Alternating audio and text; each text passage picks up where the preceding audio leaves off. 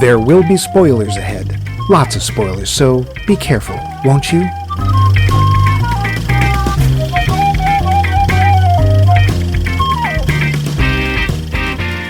Welcome. This week on Max Mike Movies, we give you what you've been silently begging for all this time.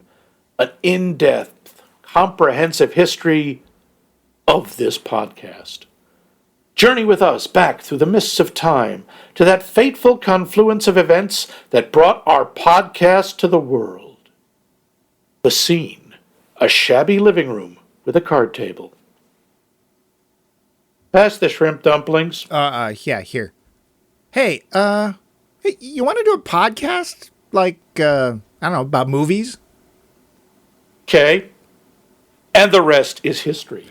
Join us for the highs and lows, the heartbreaks and the joys.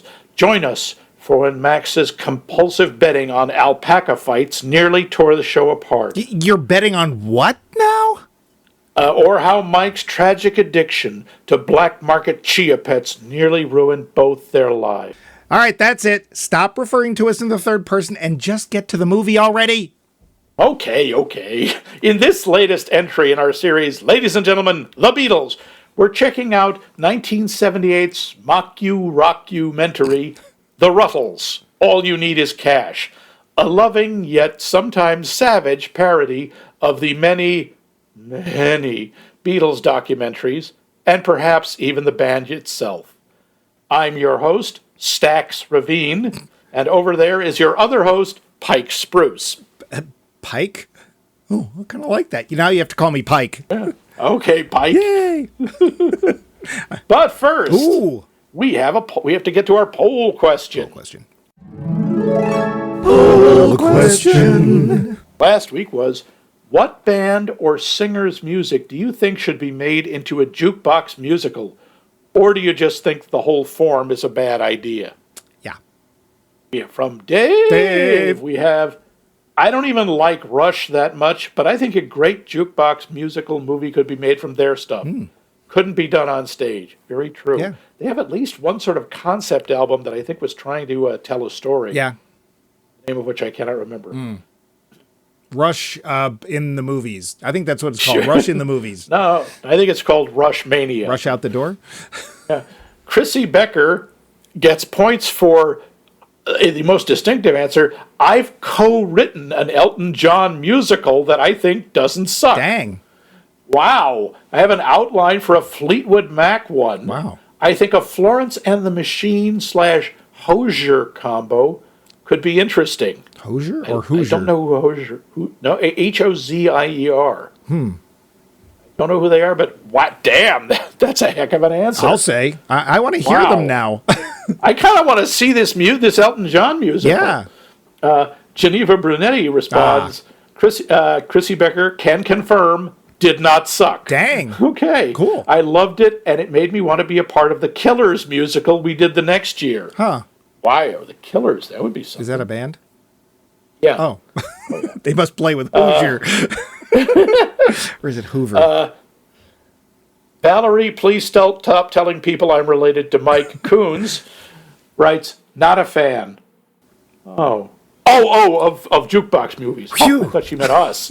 I might be interested if Studio Ghibli or the like took on a band like Yes or the Moody Blues or Kansas. Ooh. But another Mamma Mia? No thanks. Yeah, right with you there. One was too many, but wow, Studio Ghibli and the Moody Blues. Or Yes. Yes, or Kansas. That could be really interesting. I hate to say this. Wasn't there, in fact, a sequel to Mamma Mia?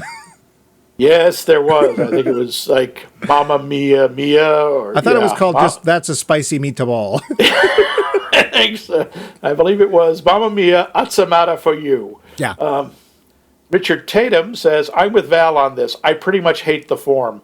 I think it's twee and pandering. I'd rather listen to a cover album. Oh. Okay. Well, fair enough. Fair enough. Steve Kellner writes, not a huge fan of jukebox musicals, but there have been some credible attempts.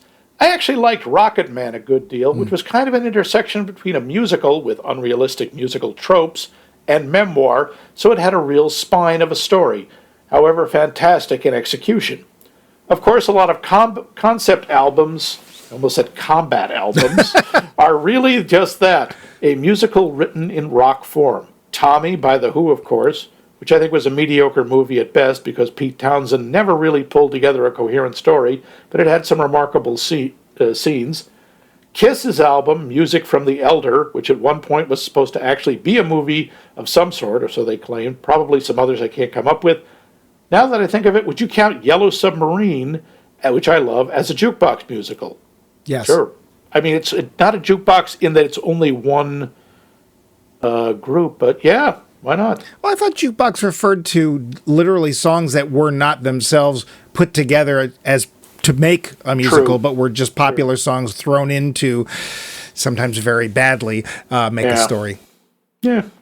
Nick Gasparonis writes, the one artist that comes to mind is David Bowie. His music is diverse, and a lot of it would do well in a musical setting. Oh, I see, like musical film setting. Right. Sure. Yes, David Bowie's music would be musical some point. He should record that. Jamie Kleinert, Bare Naked Ladies.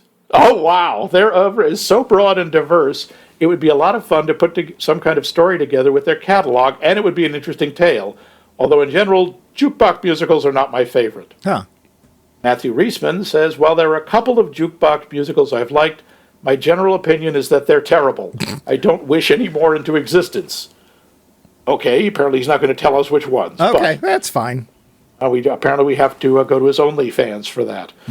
Nick Hoffman writes, I'm thinking it's weird that someone hasn't done this to the Beatles, except discount the decades of Beatlemania performances. Nick, we just talked about two that did exactly that. Yeah. And Steve brings up a third, Yellow Submarine. Right. So, maybe, So, you know what? Maybe it's like that mythical fourth Indy Jones film that people keep claiming happened. Oh, yeah, that nonsense, yeah. And, of course, from the Great White North, Vince writes, while there are some decent examples of jukebox movies, I would say that American Graffiti is one. Okay, I hadn't thought of that one. And Moulin Rouge was entertaining in general. Please don't. Ones that mix artists are more successful than ones that try to force a story into a catalog of some band and instead use the music as more of a background character that says something about the time and place of the film. Mostly they all come off medleys in some 70s TV variety hour, which I include in the list of crimes against humanity. I can't really argue with that. No, the 70s have a lot to answer for. They do, a true kidney stone of a decade. Yeah, if you had the words variety hour or and friends, it generally meant you were in trouble. An hour's worth of pain. If you had the word hour, I think that was enough. And sadly, you're right. Even if it just said hour. Yeah. Except for the Smother Brothers. The Smother Brothers comedy hour was actually funny. That's true. So funny. I think they were the exception. Yeah. But thank you all so much for your answers. There will be bumpy bucks beyond counting heading your ways. But, Max... Yes, we do have a new one. No, we have to ask you. Who would you make a jukebox musical out of? Honestly, the one I'd like to see, Warren Zevon. Ooh, that'd be depressing. Yeah. It would be dark. It would be nasty. It would be Hunter Thompson-esque. I would love to see a movie that was just loaded with Warren Zevon. Huh. What about you? I really only know Excitable Boy, but it's a hell of an album. If you don't know Warren Zevon, one of David Letterman's favorite singer-songwriters, do check out Excitable Boy. There's not a bad song on it. And he's not really like anyone else. I think he's unique. I think he's distinctive. I loved his voice. I saw him live a bunch of times, and no two shows were ever the same. Man.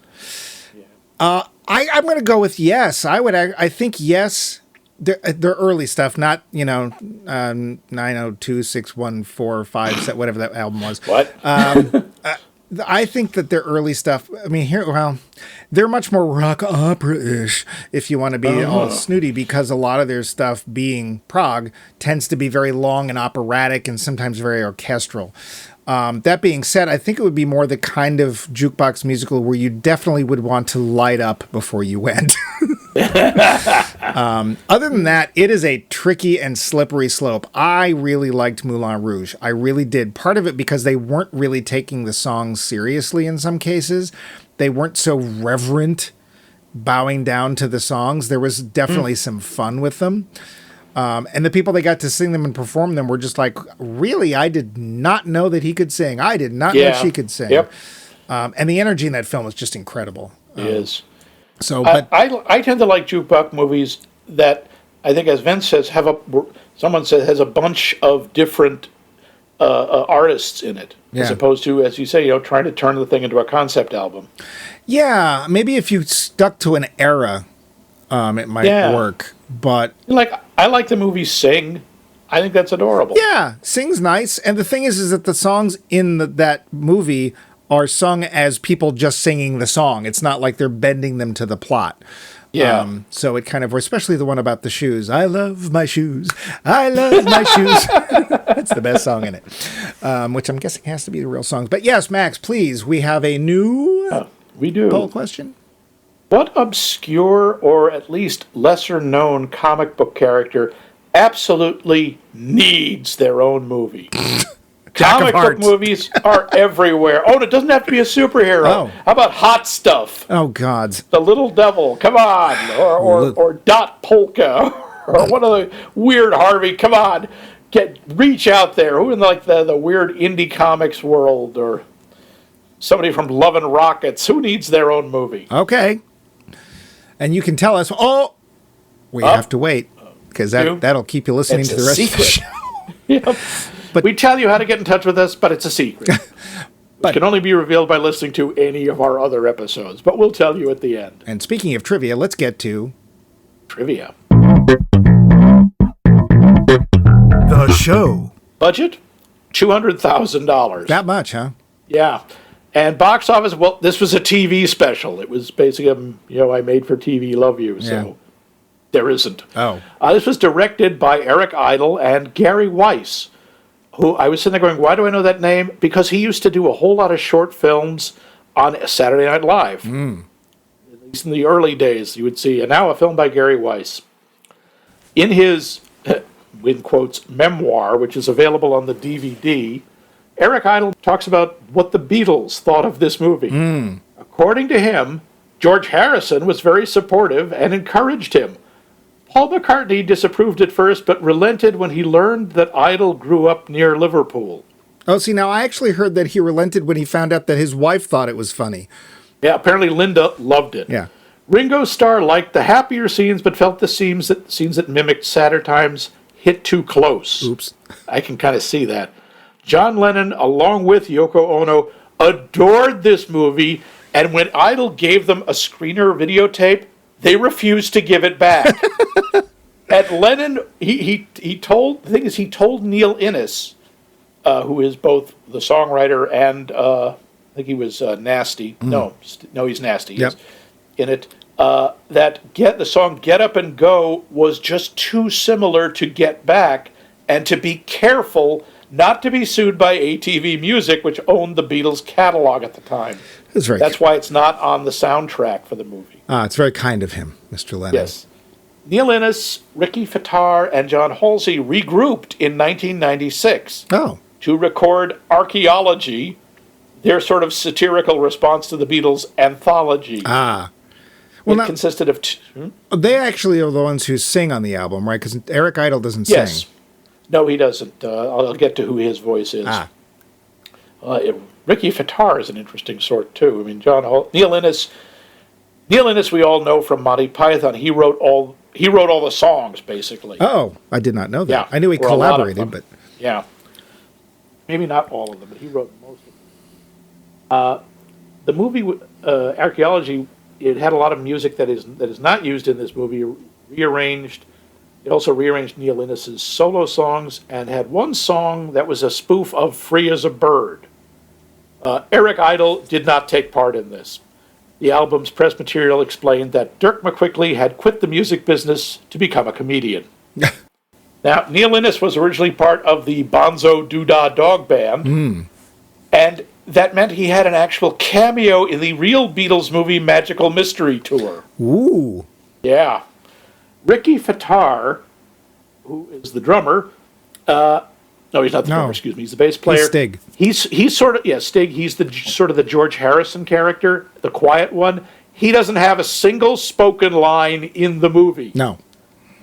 Ricky Fataar also, though, well, you may not know him as an actor, he was a drummer, singer, and songwriter with the Beach Boys from 1971 to 1974. Oh, well, not their heyday, admittedly, but... No.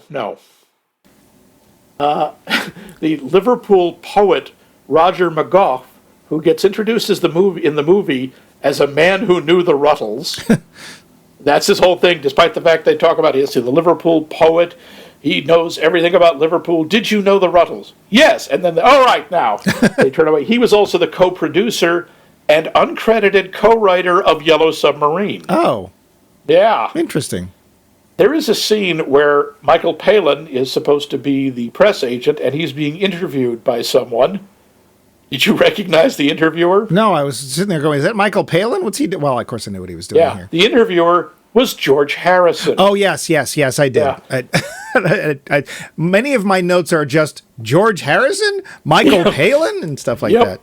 Time magazine reported that in that scene was the first time Palin and Harrison had ever talked to each other. Oh. It made Palin realize, he said, that Harrison was not some larger-than-life idol, but just an extremely talented person, very accessible, witty, interested in a lot of stuff. He turned out to know every single Monty Python sketch word for word. He also came across as someone far from the quiet one, being a very enthusiastic talker. Now, wait a minute. I guess they haven't made Life of Brian yet? Not quite yet. But even so, he was not like he was on set. No, but he paid for it. Yes, he did. George Harrison, that is, not Michael Palin. Yes. The primetime... the Rutles originally began as a sketch on Eric Idle's UK show Rutland Weekend Television in 1975. It showed the band with Eric Idle as Harrison playing a slower version of I Must Be in Love in their movie A Hard Day's Rut. This is where the first time I saw the Rutles. Lorne Michaels aired the clip on Saturday Night Live in 1975 when Idle was hosting, which led to a deal for the television special. Yeah, Lorne Michaels was basically the reason this got on TV. Yeah. The primetime show of All You Need Is Cash on NBC came in 65th place in the Nielsen ratings. That was dead last for the week of March 20th to 26th, 1978. Were you able to find out when it was, like what day and what time it was shown? And what time? Well, because it matters. It was prime time. Well, okay, because it was on like Friday night at 10. It was on at 8 p.m. I just don't know what day. Okay. Because that was the Star Trek death knell. I've been rereading a lot of Star Trek, and it's like, let's move Star Trek to Friday night at 10. That'll get your audience in there. Yeah. No, that's pretty much all I've got, except for some of the stuff that's going to be mixed in with my notes. Yeah. I was actually worried that it's like, is there going to be a lot of trivia about this? There's a surprising amount. There's Made for TV doesn't usually engender a lot of discussion, but we're going to change that. But first... Yes, we are. The plot? I'm guessing it's not going to be very long. But Max, would you? Sure. Here we have the too familiar story of the rise and fall of the semi-fictional band, the Rutles. Definitely to be confused with the Beatles. Director and star Eric Idle takes us through a painfully thinly disguised history of the Beatles, the Rutles, and we see the meteoric rise to fictional fame of Dirk, Stig, Nasty, and Barry, and of course, Leppo, and their absurd collapse into abject, if somewhat baffling, failure. With hints of the complete Beatles and various Alan Wicker documentaries, not to mention some rather surprising guest stars, All You Need Is Cash takes direct aim at Beatles documentaries and documentaries in general at times, with perhaps a few gentle nudges at the Fab Four themselves. A few. That's really it. The lowdown. So, Max, now you mentioned that you saw the clip on SNL, which does not surprise me, as Max has every episode of SNL in his head at all times. Because I hate myself. So you saw that clip and probably at the time thought, oh, that was fun. I thought that was cute. Yeah, wow, that's kind of clever. But were you aware of the movie when it came out, like to watch it on TV? I did. That was the first time I saw it. Did you videotape it? I did not. Ah. I didn't own a VCR at that point. In fact, I don't think there were. I'm not sure there were VCRs. In 78? No, No, not really. I mean, there were, but that's they when weren't very cost. common. We didn't have one. Yeah. I'll tell you that. So did you just aim your Super 8 camera at the TV? Nope, I just stared at it with all three eyes. Yeah. I mean, 78, obviously very long time. Do you remember your reaction to it? Did you? I thought it was hilarious because it was Eric friggin' Idle, and at that point I was so into Monty Python. Oh, yeah. No. I loved Monty Python. Well, that would change. No, it wouldn't. No, it would not. It would, in fact, not. And Yeah. I was just so happy to see Eric Idle and Michael Palin. I was wondering, where are all the others? Where's Graham? Where's John? Where's Terry? Yeah. And Terry. And Terry. Yeah, you know the stereotype of the geeky, nerdy D&D players who quote Monty Python ad infinitum? That's Yes. us. Yes. Yes, it was and is, although we managed to restrain ourselves a little bit more, except when we're around each other. Yeah, well, then we became like Python hipsters. Is like, yeah, well, everybody knows that skit. And everybody Yeah, we liked it before it was cool. well, do you know the L.A. version, or are you? Yeah. Okay. So if you saw it then, and I want to say that you got a copy of it later, I think I did, yes. because I don't know how else I would have seen it. I never heard of it. So either you or another friend of ours, who I won't mention, Dan. Oh, damn! Somebody had a videotape copy of it. And we watched it, and that would have been early '80s sometime, I would think. And have you seen it since then? No. Okay, so this is a whole bunch of nostalgia, and we'll get back to whether that's a good thing or a bad thing later.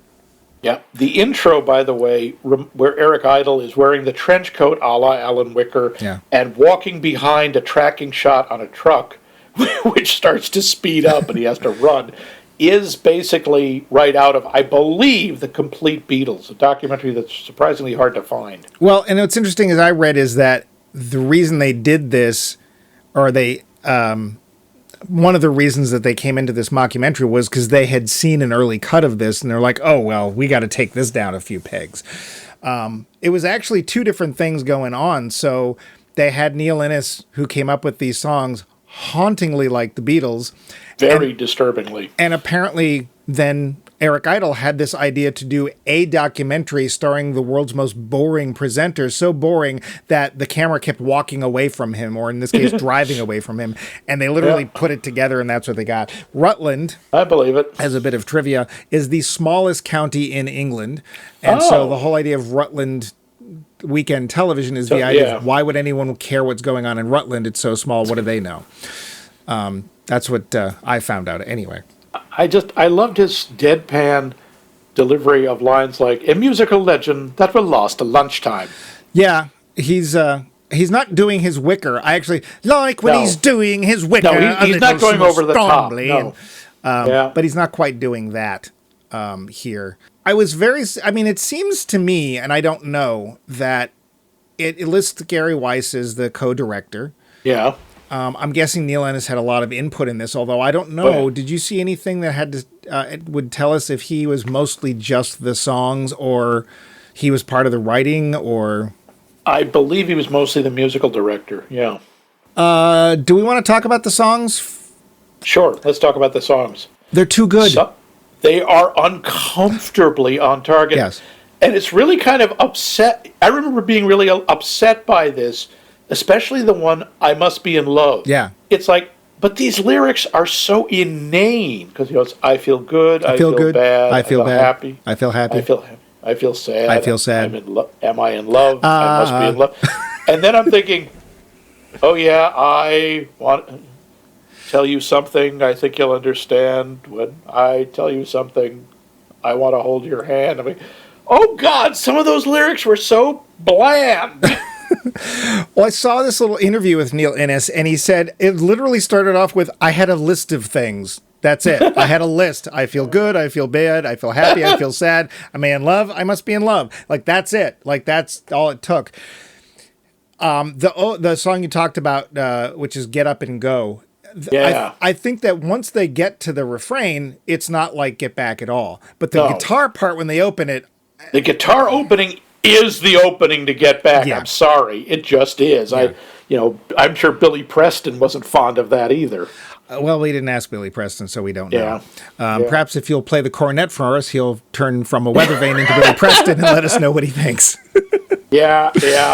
See, I mean, and some of this like Goose Step Mama. I think that's supposed to. No, I have no idea. I don't know what that was. Or With a Girl Like You, which is pretty much If I Fell in Love with You. Yeah. That's the problem, is that this is... Obviously, Neil Innes is really good with music. I saw another interview where he basically said, I did not sit there and study the Beatles songs. I basically said, well, this one sounds like this. I'll try and do something like that. So to his credit, he's parodying without doing direct, this one's G sharp, I'll do G. He's not doing anything like that. No. And what these songs really come off is more like... When the British invasion started with the Stones and the Beatles mostly, there was a bunch of other bands that otherwise no one would ever have heard of. And I'm looking at, Jeremy? Chad and Jeremy. Who honestly were only famous for showing up on 2 different sitcoms at the time. Yep. Or I guess Dick Batman. Van Dyke. Batman is a sitcom, I suppose. They were on Batman? Yeah, they played the... no, were they Chad and Jeremy? They were Chad and Jeremy on Batman. And then they were... the Redcoats on Dick Van Dyke. That's right. Oh, no, I'm sorry. They weren't Chad and Jeremy. They had friends named Chad and Jeremy back in Britain. No. That was Dick Van Dyke. I take it back. They were Chad and Jeremy. Okay, we're getting way too involved in this. Right. But they would do songs that were catchy and fun and not entirely un-Beatles-like. And that's what these songs are. They put the album out. I owned the CD. I think I still do somewhere.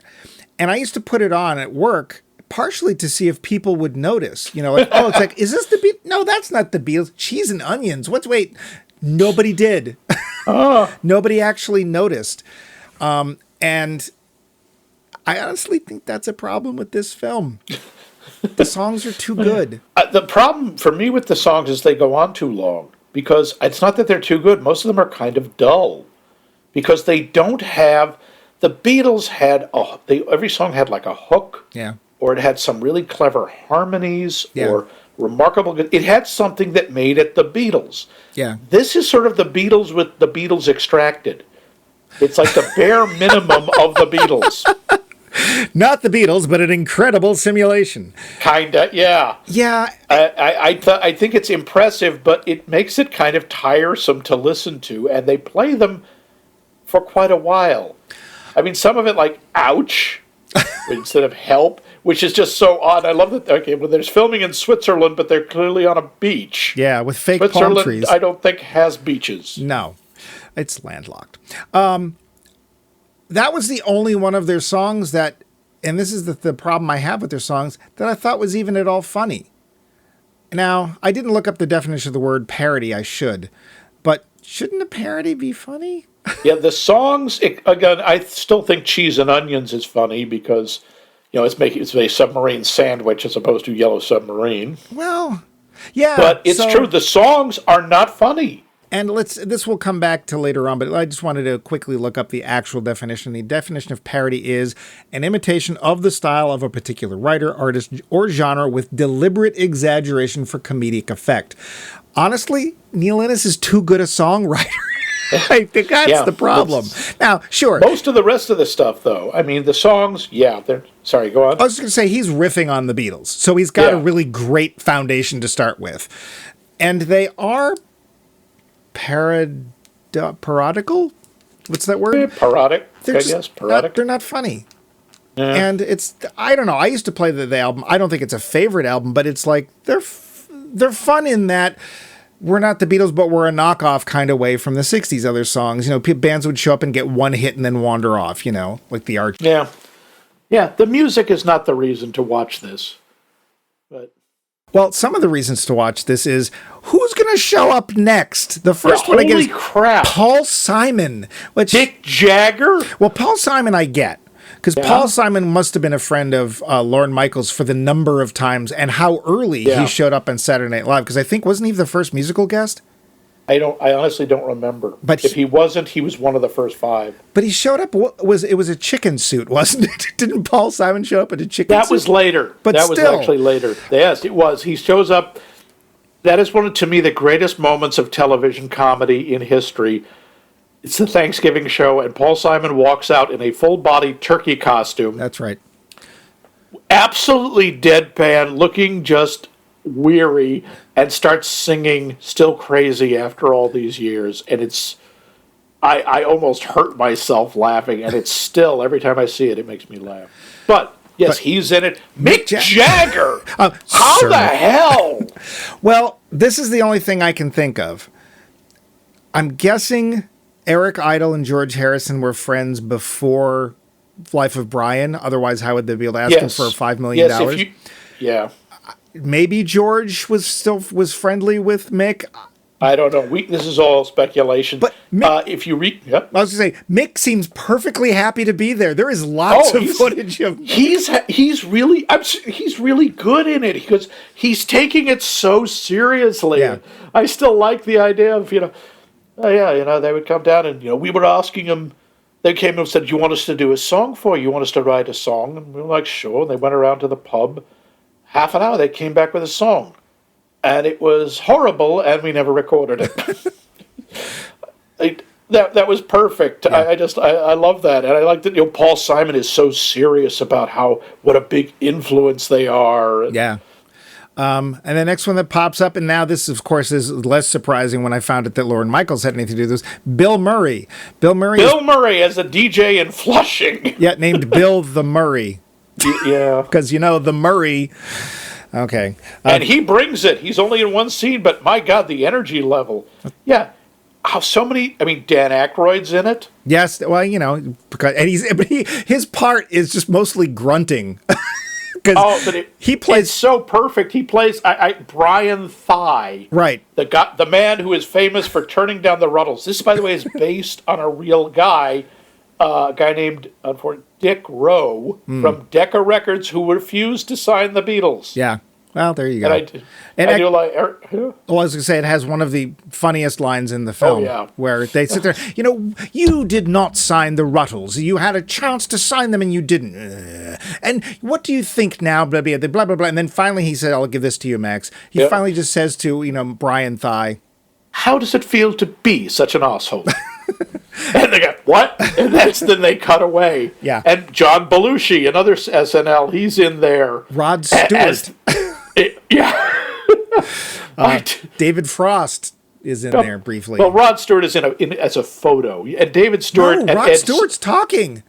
Oh, that was him talking? Yes. Oh, wow. Okay. It's actually Rod Stewart. We have archival footage of Ed Sullivan. And also, did you recognize the Hell's Angel outside of Ruttlecore? I didn't at first, and then I saw it in the credits. And that was Ronnie Wood from the Rolling Stones. Right.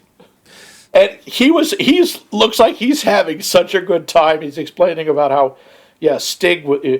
Yes, apparently they found a group of Hell's Angels living in the basement of Ruttlecore, which is, of course, the parody of Applecore, their studio. Yeah. And who punched Stig when he asked them to leave.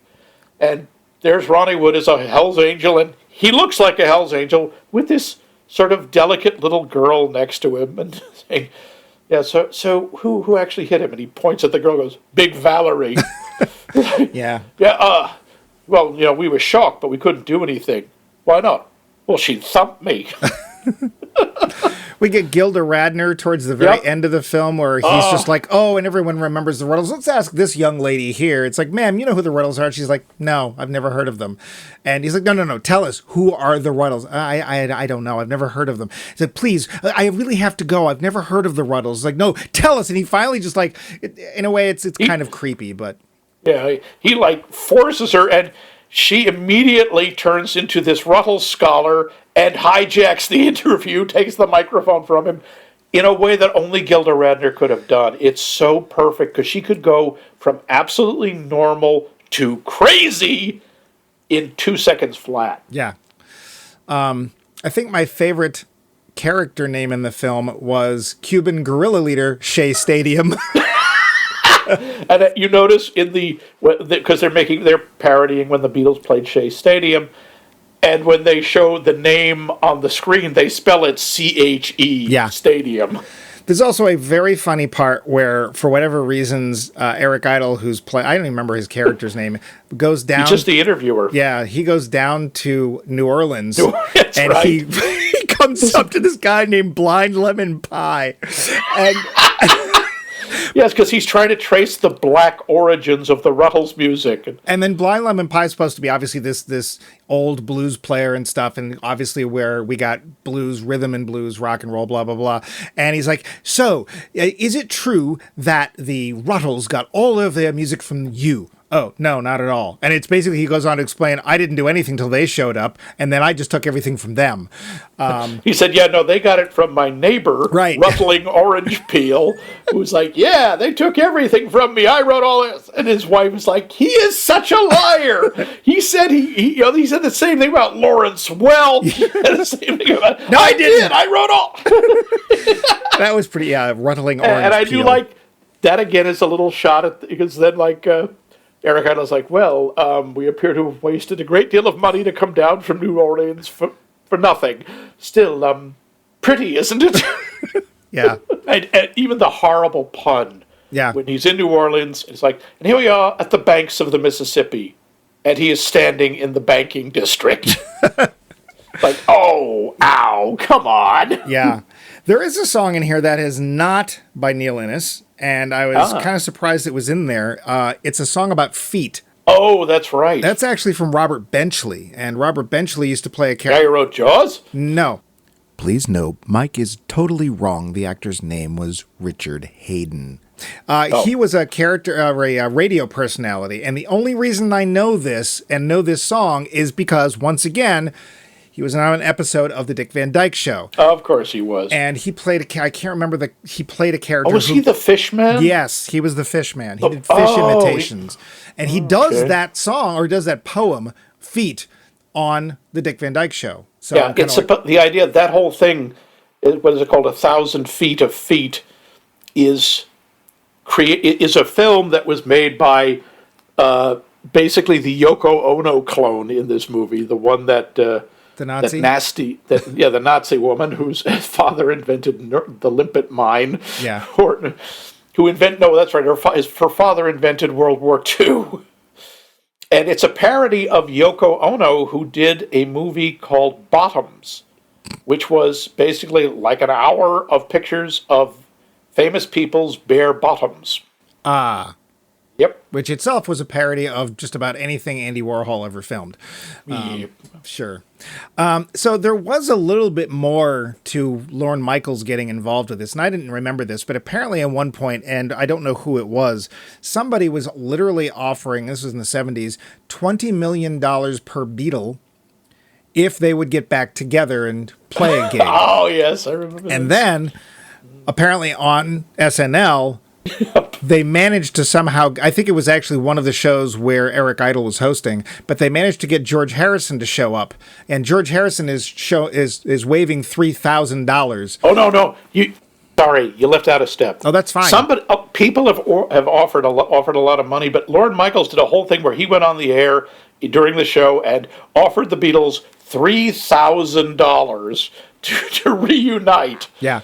And as he said, you can divide it up any way you want. You can give Ringo less if you want. And then the whole joke was later, he said, I've been given permission to raise the amount to $3,200. And yes, George Harrison was a musical guest, and there's a scene of him arguing with Lorne about, and Lorne's like, I thought you understood it was $3,200 for all four of you. Yeah.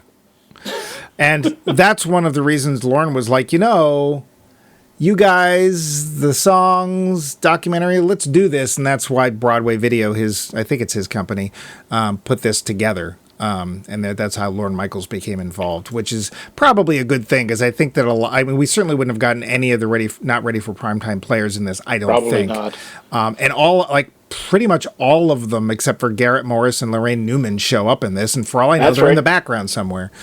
Yeah, we got John Belushi there as... the most feared producer in all of music, Ron Decline. And did you recognize his vicious hench thugs? No, I couldn't see them. That was Franken and Davis, Al Franken and Tom Davis. They have no lines. They just walk behind him and try to look menacing, which, if you've ever seen Al Franken and Tom Davis, is kind of tricky. Yeah, I saw them in the credits, and I was like, oh, they must have been in there. I just missed them. I didn't realize that's who they were. It's sadly we see John Belushi for like 30 seconds, and there's one point where he's sitting there doing this spiel where he's like, hey, I want to take care of you. That's what somebody like me does. I protect you from people like me. And he's talking to himself in a mirror. He's not even talking to the Rutles. And I guess he took over after their one-legged band manager. Oh, yeah, Leggy Mountbatten. Yeah. Who is kind of... I'm not sure how I felt about him, because he was kind of a nasty shot at Brian Epstein. Yeah. Well, Leggy, of course, has one leg and spent most of his time hopping around Liverpool. And as his mother says, did he like the Rutles music? No, he thought it was horrible. So what did he like? The trousers, the tight trousers. He really liked and all this. He really liked young men, and there's a lot of gay shots taken at him there. Because Brian Epstein, the Beatles' original manager, was gay. Yes, and very much in the closet. Yeah, which is apparently because you had to be, because it was a felony. Yeah, well, we even talked about this, about how he's likely his outbursts of anger were probably because he was closeted. This is one of those things. I'm not sure exactly what the thought was for this. Like, is it just to be shown once? Because it's a weird length of time. It's like an hour and 16 minutes. So I'm guessing it was a 90-minute special. Yeah, and like a lot of things like that, is it meant to have a life? Is it not? Like TV back then was weird. A lot of times, like something like this would just go away. I think it was eventually released on VHS, but by the time that happened, it probably was close to 10 years later, and would people have remembered it or cared? I don't know. So it's kind of... you said they gave, what, $400,000? I think it was $200,000. Okay. I'm surprised they gave them that much, because what could they get out? I don't know how much advertising. It was an interesting experiment. But at that point, 1978, Saturday Night Live had become a massive hit, so I think Lorne Michaels, they were willing to take more of a chance. Didn't Lorne Michaels also do Second City? Don't think so. Okay. He did The Kids in the Hall, but Second City TV anyway was Canadian. Or so is Kids in the Hall. Yeah, so is Lorne Michaels. I don't remember. I don't think so. Okay, but I could be wrong. Well, it was a good experiment with Kids in the Hall, that's for sure. And of course, they did this Rutles thing. They put out I'm guessing, I think it was an actual LP of the Rutles soundtrack, which had just the songs. It was just the Rutles. And if you didn't know, I think, honestly, you might buy this and think, oh, this is a 60s band I've never heard of. But gosh, they sure look a lot like the Beatles. Yeah. And then, of course... Go ahead. Do you have another point? They never make anything out of the fact that Stig is Indian. No, well... Not directly, no. They mostly sort of pretend he's not there, which I can't quite tell. Is that meant to be parody or satire, or what's... Well, I thought it was feeding into the whole, the version that Stig, was so in the background that people thought he was dead, and a whole conspiracy cropped up that Stig was dead, and there was lyrics in there that said Stig's been dead for several years, honestly, which is, of course, a play on the rumor about Paul McCartney being dead. Well, but then now it was George that he was supposedly... Yeah, I don't know. They switched some of the stuff around. It felt a little weird that we have one non-white person in pretty much the entire film, and they don't get to talk, and it's a joke that they don't get to talk. Yeah. So, But a little uncomfortable. But of course, with as I was saying, the Rutles was made as a TV special, and we don't know if anything was meant by it. But they made the special, and then that was it. There was never any Rutles ever again. No one's ever heard of this. Well, except not exactly. As I found out today, because I did not know this. There was a number of other things. For one thing, there was a second album. Yeah, and was it 96? Something like that, which Eric Idle had no part of. For whatever reasons. There was actually a Rutles 2.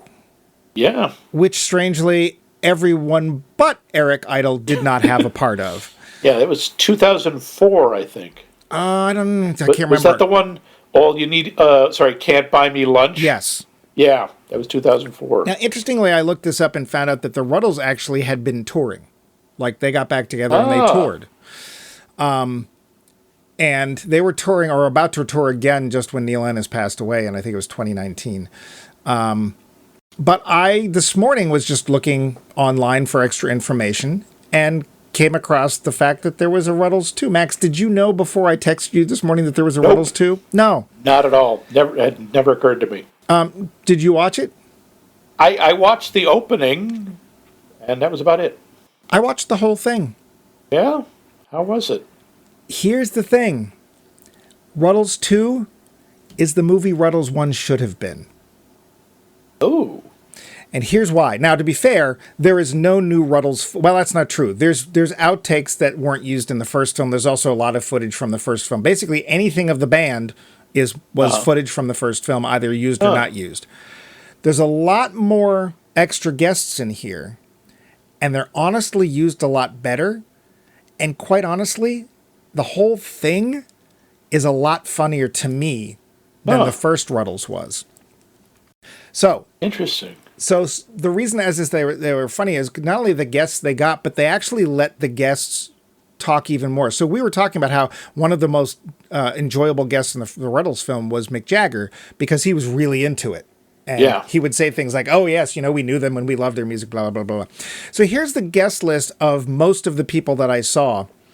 Tom Hanks, Gary Shandling, Billy Connolly, who is hilarious, Carrie Fisher, Steve Martin, Graham Nash, Robin Williams, Bonnie Raitt, Jewel. Not the Bonnie Raitt. The Bonnie Raitt. Jewel, Jimmy Fallon, Salman Rushdie. Salman Rushdie? Yep, a lot. One of these things is not like the other. Conan O'Brien. David Bowie. Oh, Lord. And James Taylor.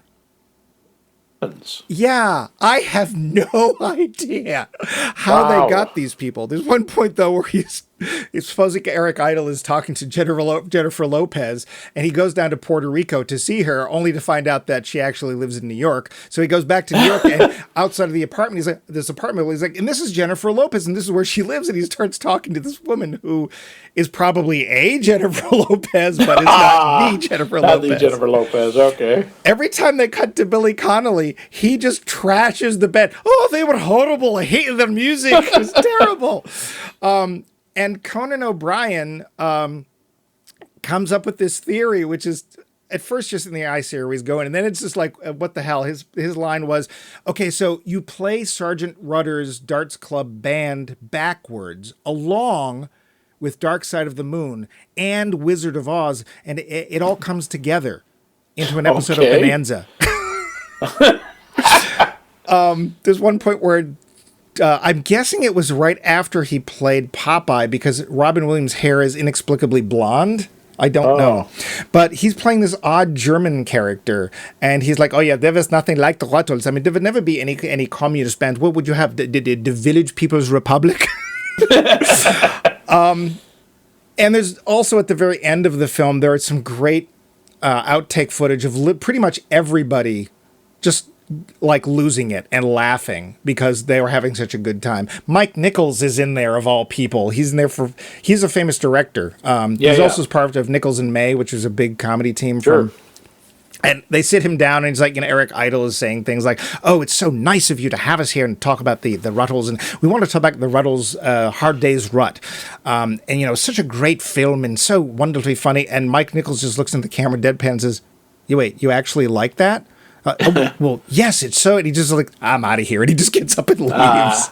That sounds like Mike Nichols. Okay, well, maybe we should have done that instead. Well, but we didn't know. And never knew it existed. The thing is that this is weird, is the first film, it's co-directed. I don't know who wrote it or whatever. The second film is directed, written, and produced by Eric Idle. It's like, it's all him, and then the Rutles footage. And I was watching it cold because I didn't know, and it's like, sequel, and I'd never heard of it. So it's like, well, how good can this be? For my money? Well, we'll get to this towards the end. Pretty much all my other notes are just, this person's in it, this person's in it. What other notes do you have about the Rutles, All You Need Is Cash, Max? I do like Mick's line at the end when the interviewers ask him, do you think they'll ever get back together? He says, I hope not. I also, just in terms of the people who were in it, Kim Wilde is one of the teenagers in the Roof concert. Who's that? Sang The Kids in America. She had a few hits. Oh, okay. Some of I can sort of see why Ringo didn't like some of the more on target parts about the sort of the end of the career, the way they were all getting married and the band, they were drifting in different directions, and there's that kind of nasty shot at George Harrison getting really into spirituality with the Maharishi. Yeah. That he ends up with, Stig ends up with this guy, Arthur Sultan. Yeah. Whoever he is. And I do like we're all very shocked, stunned. Yeah. Very stunned and Yeah. shocked when they find that, Leggy. This is, again, a very odd thing to parody, because clearly it's Brian Epstein who committed suicide.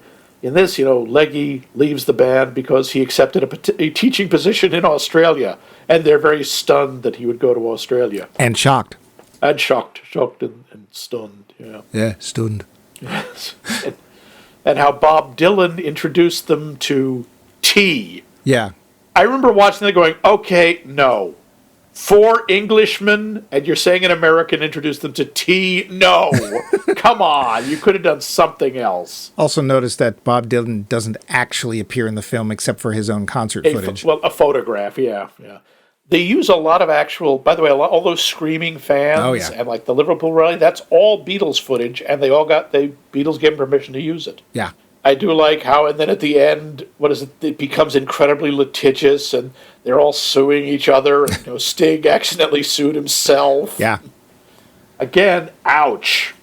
That's kind of dark. But, yeah, that's pretty much most of what I've got. Well, I think we should probably get to that roundup thing that we like to do. Yeah.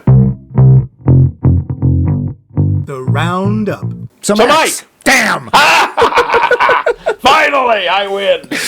Win? Yeah. So, you had seen this on videotape years after it came out, a long time ago. You listened to the album all the time, apparently. Yeah. What did you think? So, I think when I started off talking about parody in the music, I think that's one of the problems I have with this film, the original one, All You Need Is Lunch. I don't think it's very funny. I think that the Beatles... Here's the other problem. The Beatles story, whatever you want to call it, mythology, whatever, has been told so many times. It's like finding out, oh, wait, what, Batman's parents were murdered? Really? Wow, I didn't know that. I didn't think Eric Idle was funny in this. Really? I didn't laugh. Like, there was 2 times I laughed in this film out loud. One of them was with Rutling Orange Peel and his wife screaming, it's like, you're lying, you always lie. That I thought was funny. And what's it like to be such an asshole? That I thought was funny. I'll probably have to beep that. I liked seeing who they could get, because it was like, what is this person doing here? And you're just like, if you don't know that Mick Jagger's not only going to show up, but he's going to sit there as long as you want him to and talk about this fake band, the Rutles. Mick was totally fine with it. I don't know what they gave him, because it couldn't have been money. There wasn't enough in the budget. And that was fun. Interjecting, the little thing you do where you add an extra member and name them, Zeppo, Leppo, or Gummo. That's cute. Leppo apparently left because he just stood at the back and didn't do very much. Oh, yeah, that was the other bit of trivia. Leppo, the guy who played him, he was the singing voice for Eric Idle. Ah, okay. Yeah. The fact that George Harrison is in it lends a real level of credulity to it. But in general, I didn't really laugh. I didn't think they took it far enough. When I saw that it was Lorne Michaels, it's like, oh, that's why it's not funny. Okay, I get it. Oh, dear. Well, let's face it. He spent decades learning how not to be funny. SNL, that's my proof. So I thought the songs were cute and catchy. They felt like knockoff songs from the 60s, and they were very successful, but didn't really make me laugh. How about you? I guess I enjoyed it more, but we're also viewing this from, 2022.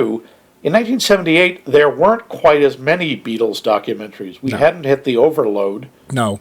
There's more of an innocence to this, because also at this point, all 4 Beatles were alive. Yeah. They hadn't had the kind of tragedy that we knew that was going to come only a few short years later. Yeah, 2. I thought Lennon was shot in 81. I thought it was 80. Yeah, Yeah. might have been. I think, first of all, I think Eric Idle's friggin' hilarious in this. I love him as the interviewer. He had a number of lines that just, he delivers them so flatly it takes you a second to realize, as far from home and far from talented. I think a lot, that made me laugh. I liked the interviews. I liked the fact that, I think for me, a lot of the jokes land. Because it just felt very much like Monty Python sketch. Some of it doesn't work. I agree. I think it is too long. Yeah. I think they could have cut it back, which it sounds like they did in the second one, because the second one is less than an hour long. I think it's 56 minutes, yeah. I enjoyed it. I just, I think it also shows, the best parody to me is parody done by people who love the subject matter. And it's clear from this that the people who did this know the Beatles and love the Beatles, and are not afraid to tweak them a little bit. I like it. I think it's fun. It's definitely dated. It's very, very late 70s. I don't know. I don't think it would work with an audience today. And I don't really think the Rutles music, it's inoffensive, but I think it would bore most people today. Yeah. It's not, I mean, that's why knockoff, right? It's like not the stuff you remember, but you couldn't buy the Beatles records because they're sold out. Well, here's this. But I do think it's a nice, especially for the time, I think it was a really interesting picture of, it's another aspect of the Beatles. Parody is a way you learn about people sometimes, or you learn about the subject. And I think this did that. I think it's well done. I just don't think it's funny. It felt like one of those Monty Python skits that took the whole episode. Oh, like the blancmange, and it's like, right. That's Just what it felt neutron. like. Yeah, that's what it felt like to me. It's like there's a few cute bits. The thing I like about the blancmange is when you finally get to the blancmange, and it's obviously 4 people in a sheet with a tennis racket. But I would say if you're interested, if you're a Beatles fan and you're a completist with an A, and you want to look this up, honestly, don't overlook the Rutles 2. Here's the thing. It's not really a sequel. It's really it's sort of the way that Evil Dead 2 is not a sequel of Evil Dead 1. It's really just a better version of the first film. To me, Rutles 2 is a better and funnier film. I laughed out loud all through it. And most of it, some of it was Eric Idle. And some of the stuff he does, I thought was hilarious. But letting the people they got, especially Billy Connolly, I don't think he can help but be funny. But even people like Bonnie Raitt, just one point she's sitting there going, "Oh yeah, I loved Stig. I had him on my pillow, and every night I would kiss it and lick it." And it's just like, wait, Bonnie Raitt? I know, but she was obviously had a good sense of humor about it. So look it up. They're both on YouTube. That's how we saw them. Maybe there's somehow you can get them on eBay. But if you want to see the Rutles, all you need is cash or. The Rutles, the other one, two. Can't buy me lunch. That one. They're both on YouTube, so they're free. Yeah. Highly recommended. But we have a poll question for you to go over and tell people how to answer it. Yep, we do. The question, what obscure or at least lesser-known comic book character, not necessarily a superhero, absolutely needs their own movie? Needs. And you can let us know this answer. You can email us at maxmikemovies.com, which also is the, strangely enough, address of our website, maxmikemovies.com, where you can leave a comment. Shocked. Yep. You can find us on the Mediated Socialness on Facebook and, for the moment, on Twitter. Yeah. Unless Elon decides we're not real people, because we have to verify. You can hear us on the podcast app of your choice. Heck, they're adding new ones every day. They don't even tell us. Yep. Not that we see a dime for it. We don't see a dime for anything. Well, you just wait. That bumpy chia pet is going to bring in the money. Hey, if we had accepted that sweet deep house cash, you and I or of course, Rogue Warfare 3. Yeah. Hey, folks, if you're doing 4, let us know. Yeah, please. Seriously, let us know. Warfare I can't even say that. Rogue Warfare. Yeah. No, I can't. But we are not done with the Fab 4 mop tops. No. Are we? So, what do we got next week?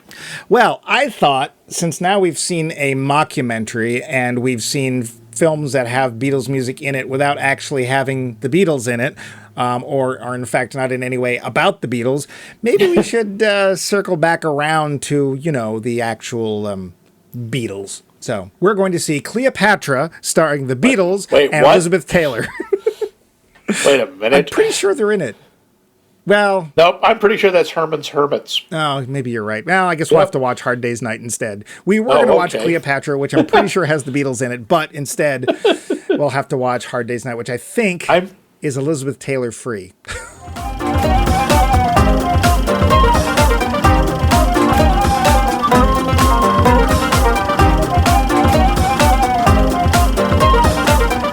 This has been a co-production of The Voice of Max and The Movie Wrench.